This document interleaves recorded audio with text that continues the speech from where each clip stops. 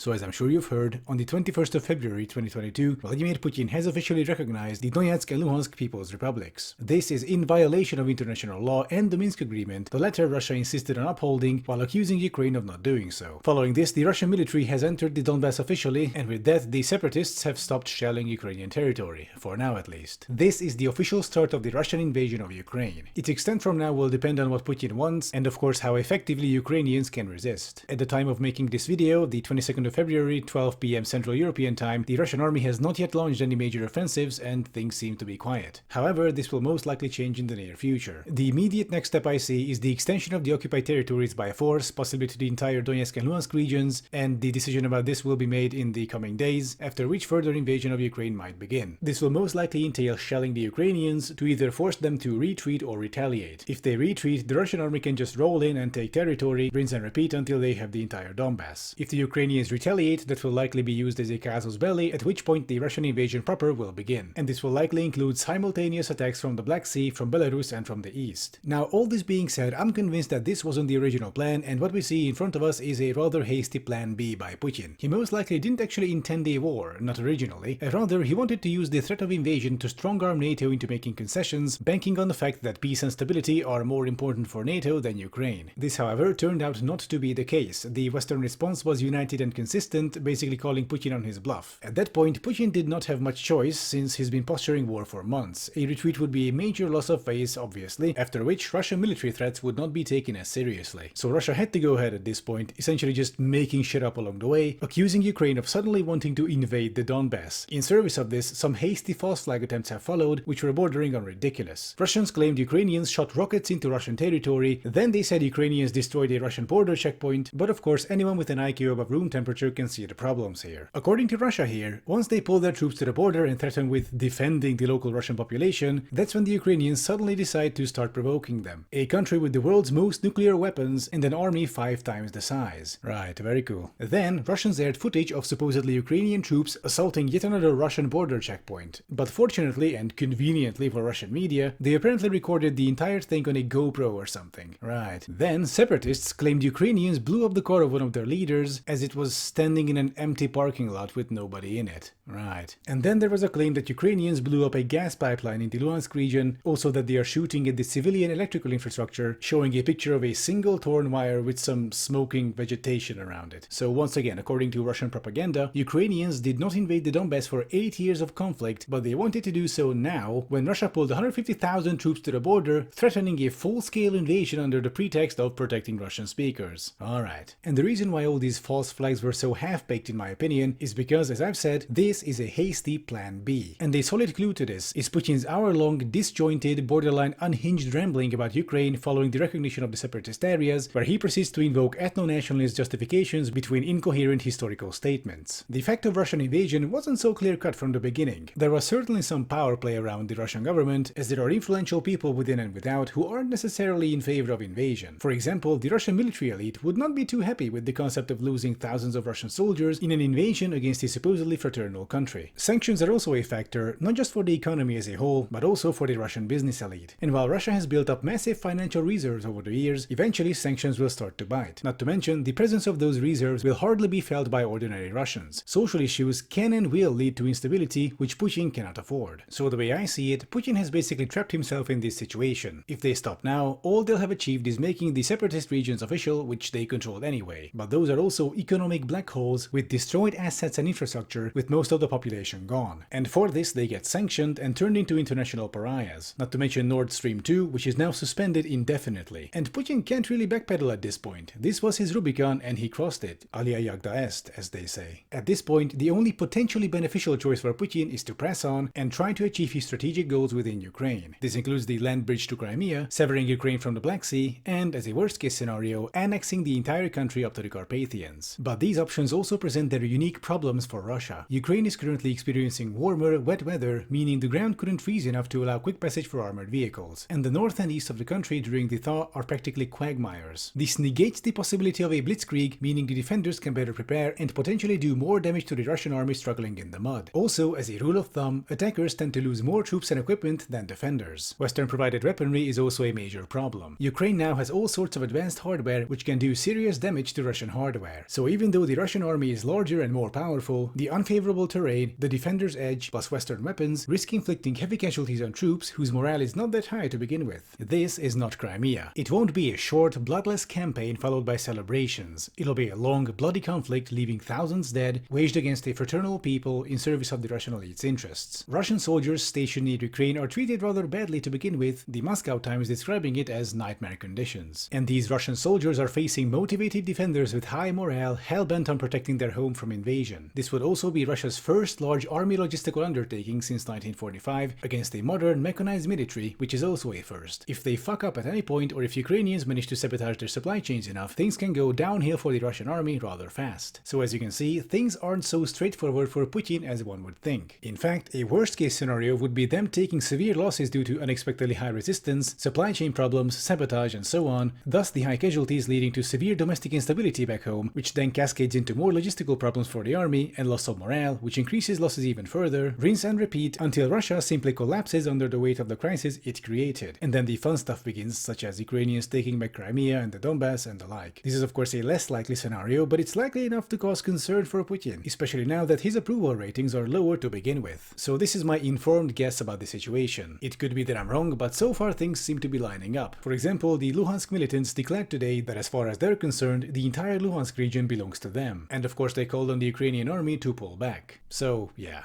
In the meantime, don't forget to like and subscribe, and I'll be seeing you next time.